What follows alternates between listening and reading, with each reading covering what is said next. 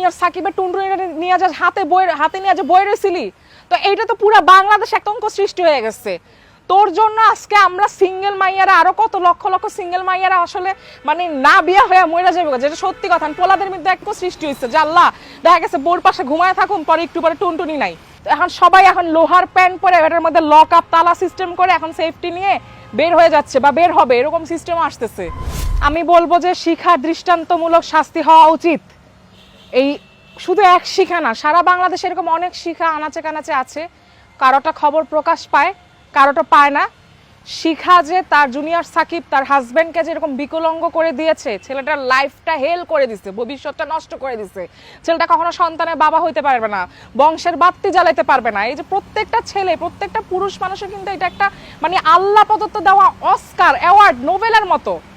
এই জিনিসটা সম্পদ, লক্ষ কোটি কোটি টাকা থাকলেও কিন্তু এই জিনিসটা পাওয়া যায় না, এটা একটা গড গিফটেড। তো যাই হোক, সে এরকম করে মানে মেয়েটার লাইফটা মানে একদম ছেলেটার লাইফটা একদম ভবিষ্যৎটা নষ্ট করে দিচ্ছে। ছেলের পুরাটা ভবিষ্যৎ পড়ে আছে। মাত্র জুনিয়র সাকিবের 26 বছর, তার বাকি জীবনে কি হবে? তারও তো ফিউচার একটা বাচ্চা কাচ্চা দরকার আছে, সেও তো কোনো সময় বুড়া হবে।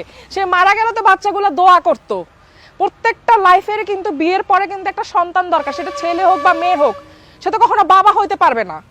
এই অমূল্য সম্পত্তি আল্লাহ দিচ্ছে প্রত্যেকটা পুরুষ মানুষের, পশু পাখিকে। এই অমূল্য রত্নর জন্য আজকে ছেলেরা বুড়া বেটিদের সাথে ফ্রেন্ডশিপ করে বা দেখা গেছে রিলেশন করে বুড়া বেটিরা মানে কোটি কোটি টাকার জিনিস দিয়ে দিচ্ছে, ফ্ল্যাট, বাড়ি, গাড়ি, ব্যাংক ব্যালেন্স সব কিছুই দিয়ে দিচ্ছে। কেন? এই অমূল্য রত্নটা ছেলেদের আছে দেখে। আজকে যদি জুনিয়র সাকিব হাজার কোটি টাকার মালিকও হয়, যদি মুকেশ আম্বানি বা বিল গেটসের মতো বা জাস্টিন বাইবারের মতো যদি মিলিয়নারও হয়, তাহলে তো লাভ নাই, কারণ সে তার আসল সম্পত্তি থেকে সে বঞ্চিত। তাহলে সেই সম্পত্তির মানে কি? ছেলেটার জন্য না আমার অনেক খারাপ লাগছে। আমি গত 2 দিন ধরে ঘুমাইতে পারি না, কারণ আমি ছেলেটার জায়গায় যদি আমি থাকতাম তাহলে আমার মনের ভিতরে কি চলতো। তো যাই হোক, সাকিব ভাইয়া, জুনিয়র সাকিব ভাইয়া, তুমি মোটেও ঘাবড়ানো না। আমরা পুরো বাংলাদেশের সব দেশব্যাপী ছেলেমেয়েরা বা পাবলিকরা আমরা সবাই আসছি। তোমার যদি চাঁদাও লাগে আমরা চাঁদা তুলে দরকার হলে তোমাকে উন্নত চিকিৎসার জন্য দেশে চেষ্টা করব। দেশে না হলে দেশের বাইরে বা সিঙ্গাপুরে তুমি আপডেট চিকিৎসা করবা। তুমি আগের মতো সেই পুরুষত্ব বা সেই ছেলে হয়ে আমাদের মাঝে ফিরে আসবা, ভালো ভালো কাজ করবা, ঘাবড়াও না। আল্লাহকে ডাকো, দেখো আল্লাহ চাইলে কি না পারে। এখন আধুনিক উন্নত চিকিৎসা, যা হয়েছে হয়েছে। তোমার বউকে, শিখাকে তুমি কঠিন শাস্তি দাও, যাবজ্জীবন দিয়ে দাও। এরকম যদি কঠিন শাস্তি দেওয়া হয় তাহলে মেয়েরা আর এরকম ভয়াবহ ক্রাইম করার সুযোগ পাবে না। আরে তোর সাথে পোলাই বেইমানি করছে তো কি হয়েছে? শাস্তির অনেক ধরনের ধারা আছে, পদ্ধতি আছে।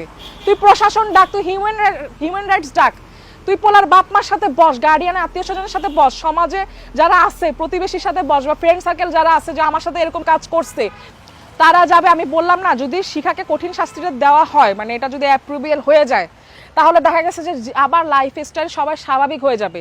ওকে যতদিন শাস্তি না দিবে ততদিন মানুষ আতঙ্কের মধ্যে থাকবে। আমি একটুটুকু বলবো জাস্ট, তুই যে তোর জামাই যে জুনিয়র সাকিবের টুনটুনি নিয়ে যা হাতে নিয়ে যে বই রয়েছিলি, তো এইটা তো পুরো বাংলাদেশ আতঙ্ক সৃষ্টি হয়ে গেছে তোর জন্য। আজকে আমরা সিঙ্গেল মাইয়ারা আরো কত লক্ষ লক্ষ সিঙ্গেল মাইয়ারা আসলে মানে না বিয়া হয়ে মরে যাবে, যেটা সত্যি কথা। পোলাদের মধ্যে এক সৃষ্টি হয়েছে যে আল্লাহ দেখা গেছে বোর পাশে ঘুমায় থাকুন, পরে একটু পরে টুনটুনি নাই।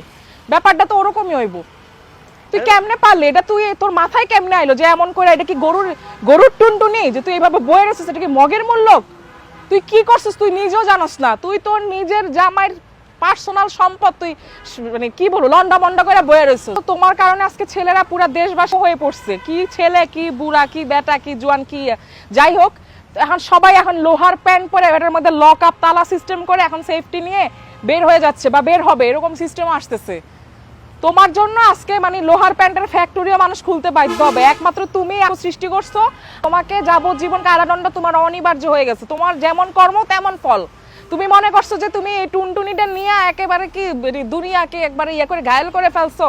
তোমার লাইফ শাইন হয়ে গেছে, ভবিষ্যৎ উজ্জ্বল, তোমার ভবিষ্যৎ ঘুটঘুটে অন্ধকার।